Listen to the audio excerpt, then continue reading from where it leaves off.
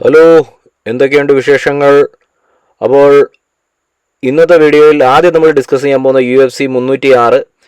അത് നമ്മുടെ Sean ഒമേലി versus Meerab. അപ്പോൾ അതൊരു ഉഗ്രം ഫൈറ്റ് ആയിരിക്കും. ഹൈറ്റ് ഡിഫറൻസ് കൂടുതലുണ്ടല്ലേ. അപ്പോൾ ഷോൺ ഒമേലി ആണ് കുറച്ചുകൂടെ റീച്ച് അഡ്വാൻറ്റേജും ഹൈറ്റും അഡ്വാൻറ്റേജും ഒക്കെ ഉള്ളത്. ഇതൊരു ഗംഭീര ഫൈറ്റ് ആയിരിക്കും. പിന്നെ എനിക്ക് തോന്നുന്നു ഇതിനകത്ത് തന്നെ ഒർട്ടേഗ വരുന്നത്. അപ്പോൾ ഇതൊരു നമ്മൾ കരുതിയിരിക്കേണ്ട ഒരു ഫൈറ്റ് തന്നെയാണ്. എന്താണ് നിങ്ങളുടെ അഭിപ്രായം?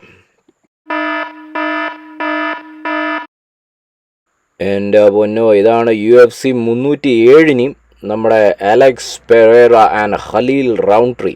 അപ്പോൾ പെരേരയെക്കുറിച്ച് നമുക്ക് ഐഡിയയും കാര്യങ്ങളൊക്കെ ഉണ്ട്. പെരേര നമ്മളിങ്ങനെ കണ്ടിരിക്കുകയാണ്. ഖലീലിനെ കുറിച്ച്, റൗണ്ട്ട്രിയെക്കുറിച്ച് വലിയ ഐഡിയ ഇല്ല അല്ലേ. ഖലീൽ റിങ്ങിന് പുറത്ത് മാന്യനായിട്ടൊക്കെ നമുക്ക് തോന്നുമെങ്കിലും ആൾ പക്ക സൈക്കോ ആണ് കേട്ടോ. ആളുടെ വീഡിയോ കണ്ടുണ്ടോ? എൻ്റെ ദൈവമേ, ക്രൂരനാട്ടോ, ക്രൂരൻ എന്ന് തന്നെ പറയണം. പെരേര എങ്ങനെ ഖലീലിനെ തീർക്കും, അതോ ഖലീൽ പെരേരയെ തീർക്കുമോ? നമുക്ക് കണ്ടറിയണം കേട്ടോ.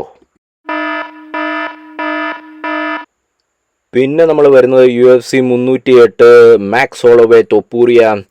രണ്ടുപേരും സ്റ്റാൻഡപ്പിൻ്റെ ആശാന്മാരാണ്. ഇത് സംശയമില്ലല്ലോ, വെടിക്കെട്ട് ഫൈറ്റ്. പിന്നെ ഈ കേസുകളെല്ലാം ആര് ജയിക്കും ആര് തോക്കും അത് നമുക്ക് പിന്നീട് നോക്കാം.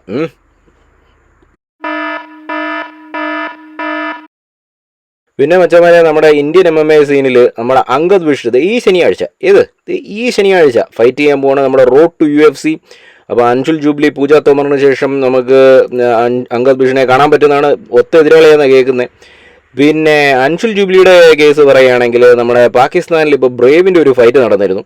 അപ്പോൾ അതിനകത്ത് നമ്മുടെ ശ്രീകാന്ത് ശേഖർ എന്ന് പറഞ്ഞ ഫൈറ്ററിനെ പാകിസ്ഥാൻ ഫൈറ്റർ റിസ്വാൻ അലി തോൽപ്പിച്ചു. അതിന് റിസ്വാൻ മൂപ്പര് നമ്മുടെ അൻഷുൽ ജൂബിലി അങ്ങ് ചലഞ്ച് ചെയ്തിരിക്കുകയാണ്. അൻഷുൽ ജൂബിലി അതിന് തിരിച്ച് ഉത്തരം കൊടുത്തിരിക്കുകയാണ്. നീ ആദ്യം UFCയിലേക്ക് വാ, അത് കഴിഞ്ഞ് നമുക്ക് നോക്കാം. അതുവരെ നീ മിണ്ടായിരിക്കും എന്ന് പറഞ്ഞിരിക്കുകയാണ്. എന്തായാലും അങ്കദ് ബിഷിൻ്റെ ഫൈറ്റ് സാറ്റർഡേ ഉണ്ടാവും. അത് എന്തൊക്കെ നടക്കും, വീണ്ടും ഒരു ഇന്ത്യക്കാരനെ കാണാൻ പറ്റുമോ UFCയിൽ? കണ്ടു കമൻറ്റ് ചെയ്യുക.